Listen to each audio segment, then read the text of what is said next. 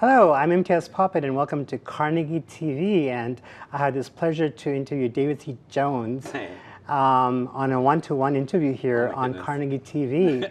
Yeah, and you're such a funny guy. Your career is about making people laugh. Pretty much. You started with with all the improv stuff you did coming out of Studio 58, with Tops and Bottoms, and I've seen so many of those shows and making people laugh and so on. Right. But what you did with Heathers is like really kind of gritty. And you just finished that at the York Theatre here on the East Side. Yeah. And then to be clear, the Heathers, I directed the production. I didn't write it or create it. We did the Canadian premiere, actually. But you really made it your own stamp on it. Because it was different from the movie, right? Yeah. It wasn't as white, it was more diverse. Yeah. And we really reflected Vancouver, especially in the East Side, like inner city schools, which the reality of some of the issues that came out in Heathers, such as stigmas around depression and envy and all these things that came out. Yeah, and certainly one of the themes in Heathers is the haves and the have-nots, the people who come from privilege and wealth versus the people who don't, and how they're not content enough just to be powerful. They have to go out of their way to be powerful by oppressing other people. That's right. It's like, why don't you just have confidence with who you are? Why do you have to then turn around and pick on somebody else? So how did you take this movie, which was a really white film, and make this into this diverse production that spoke to the issues? Well, I think the approach I had, that I just wanted to make sure that it looked like the city that it was being performed in. So my mandate was to try to go with a 52% non-Caucasian, non-white cast, and made a concerted effort to do that. We had 181 people submit to audition for the show, and we arranged them and then went, okay, call in these people, and let's hope. We were able to cast everything, and there were a few people who I called directly, called my buddy Nelson Wong directly and said, want to be in a show. Cynthia Youssef, who played our lead Heather, she's another person who I called directly and said, please come and audition for this, because I think you'd be excellent in it. The toughest one was casting the lead male. We auditioned, and we finally landed on Cam Yar. But you had this vision that this should speak to Vancouver and the Vancouver audience. Yeah. Especially, I think all shows should, not just Heathers. I think all shows need to speak to the people who are going to be in the audience. And some of the issues speak to the issues around the downtown East Side. Totally. And you work in the downtown East Side. You teach at Vancouver Film School, and you've done workshops at Carnegie and Fire Hall and so on. How are some of these issues related to?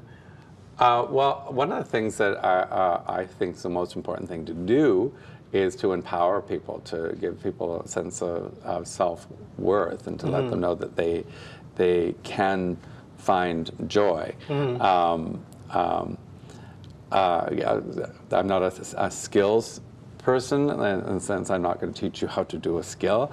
But when I was doing the workshop at Carnegie Center, this was a while ago now, it was about doing humor in the workplace, finding a way to find joy because some of the workers in the Carnegie Center deal with some very stressful situations. And that can weigh on you after a while. That can start to weigh you down, or you can become hardened to it. And it was like, no, remember why you got into this.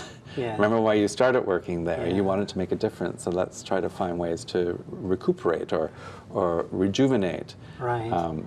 And so, it's you're as a comic dealing with serious stuff and dealing with stigmas and things like that. That's a bit challenging. How do you do that? How do I do that? Well, I don't know. I'm gay, so that sometimes I make jokes about that.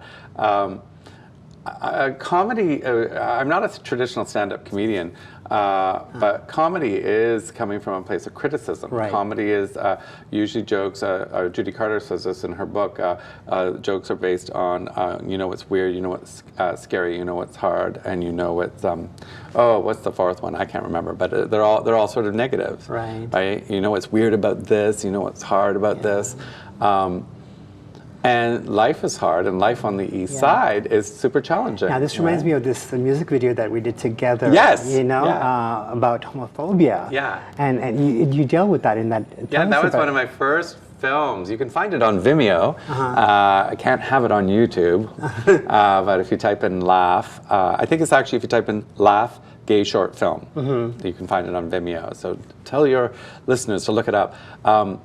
That was I repurposed a song by Sonny Bono, who had done a protest song about the hippie generation, and I repurposed it for homophobia, and I wanted to show the diversity within the gay world. Yeah. So the song was passed off to different people. It was one continuous and I was shot. one of those people. You were one of those people. You were, and because it was like, look, if you're gonna say someone's gay, you need to know that's a huge, wide range of people that you're saying that about. So. Sad thing, David, is that, you know, even after all the stuff that we do to talk about and all the rights we fight for and things like that, there's still gay bashing happening in our community. And this happened recently again. UBC, they had their pride flag burned. And it's going to always be, this is why you can't become complacent. Stop drinking the fluoride, people. Like, it's not going to, right, it's not, just because you want a right doesn't mean you're going to keep that right. Right? Look what happened in California just a couple years ago. You got the right to marriage. No, you don't. Right?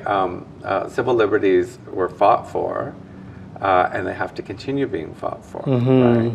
Like, you know, shutting down Riverview, right? Shutting down places that help, or defunding places, or when we had the conservatives trying to shut down Insight.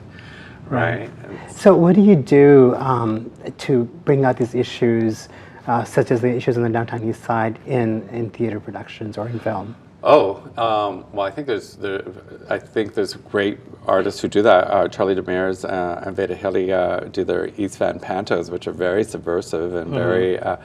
You do it with humor, right? They artists have always done that. That's why fascist dictators always want to shut down artists. There was I can't remember who it was, but be wary of the artists because they travel in social circles and they tend to have strong opinions about things, right?